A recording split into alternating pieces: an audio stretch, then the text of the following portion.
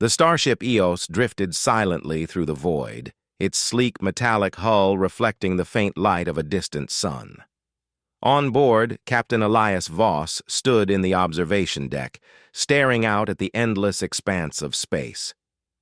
His mind was heavy with thoughts of what lay ahead, the final frontier for humanity's survival. Humanity had reached the stars, but not as explorers or diplomats. They came as conquerors, their insatiable hunger driving them across galaxies. The United Earth Alliance, UEA, had scoured planets, moons, and asteroids for resources, leaving behind barren wastelands where once thriving ecosystems flourished. And now they were on the brink of war with an alien race known only as the Caliph, a species that viewed violence as anathema, their culture built on harmony and balance. But humans saw weapons everywhere. Elias turned away from the ACE viewport and walked toward the command center. As he entered, Lieutenant Mara Chen looked up from her console. Her sharp eyes scanned him briefly before returning to the holographic display hovering above her desk. It showed the layout of the Caliph homeworld, a lush planet teeming with life. "They've agreed to meet us," Mara said without preamble. "Neutral zone coordinates confirmed." "Good," Elias replied, though his voice carried no trace of relief. He knew diplomacy wasn't humanity's strong suit. "What about the artifact?"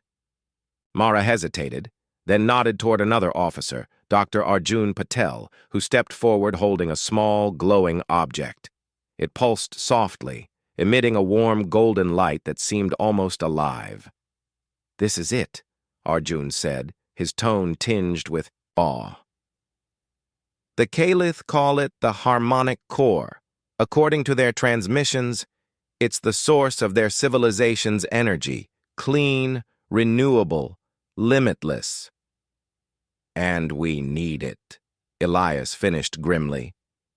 "Earth is dying, Mara. We've burned through everything we have. If we don't secure this technology—" "I know," she interrupted sharply. "But you can't just take it by force. The Caliph are peaceful. They don't even understand aggression. If we escalate, we adapt," Elias said firmly. "That's what humans do best. We turn every tool into a weapon if we must." Mara frowned, but didn't argue further. She knew better than anyone how far humanity would go to survive. Hours later, the Eos arrived at the designated neutral zone, a desolate asteroid field orbiting a dying star. A sleek, organic-looking vessel awaited them, its surface shimmering like liquid metal. The Caliph envoy emerged moments later, their forms humanoid yet distinctly alien, with translucent skin that revealed intricate patterns of light coursing beneath. Captain Elias greeted them cautiously, flanked by Mara and Arjun. The lead Caliph, identified as Zinra, bowed slightly, their movements fluid and deliberate. "We come in peace," Zinra said, their voice resonating in perfect harmony. "Your request for aid has been heard. But know this, the harmonic core is not merely a device. It is a living entity, bound to our world and our people." Elias nodded, though his expression remained guarded. "We mean no harm. Our planet faces extinction. We seek only to learn from your technology, to save ourselves." Zinra tilted their head, as if sensing something unspoken. "You carry fear within you, human. Fear breeds destruction. Be mindful of your intentions." Before Elias could respond, alarms blared throughout the ship. Mara spun around, her face pale as she checked her console. "Sir, unknown vessels incoming, hostile signatures." "Damn it," Elias cursed under his breath. "How did they find us?" The answer came swiftly.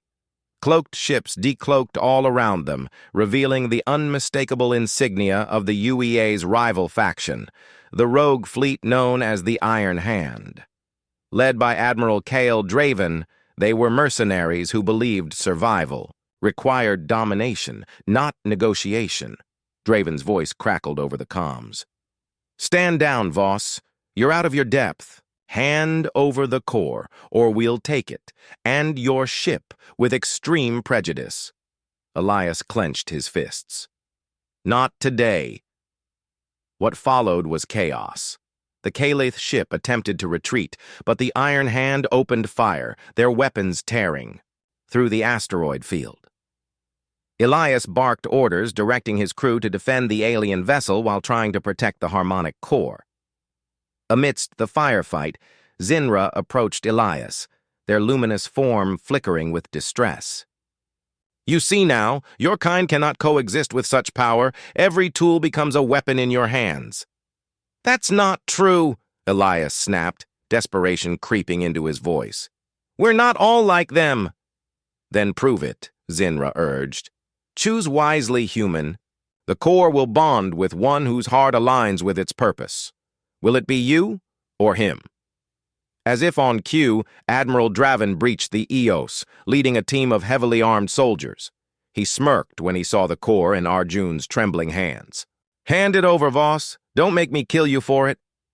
Time seemed to slow as Elias glanced between the core, Draven, and Zinra.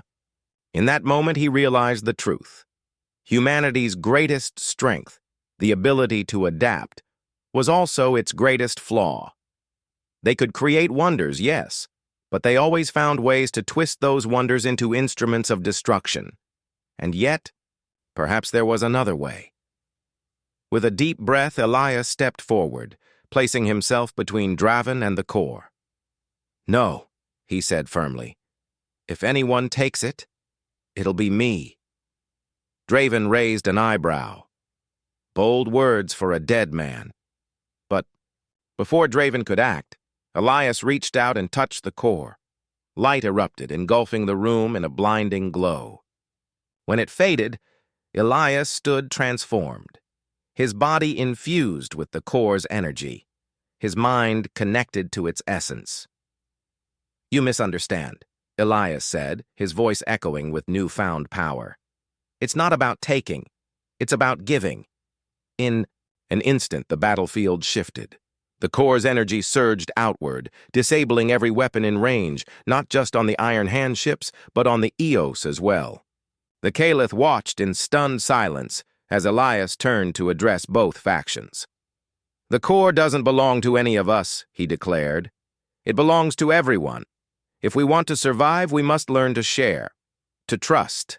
Anything less, and—" "We're doomed," Draven snarled, raising a fist, but his weapons refused to fire. Defeated, he retreated, vowing vengeance. Meanwhile, Zinra regarded Elias with a mixture of curiosity and respect.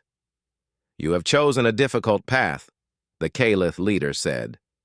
"But perhaps there is hope for your kind after all."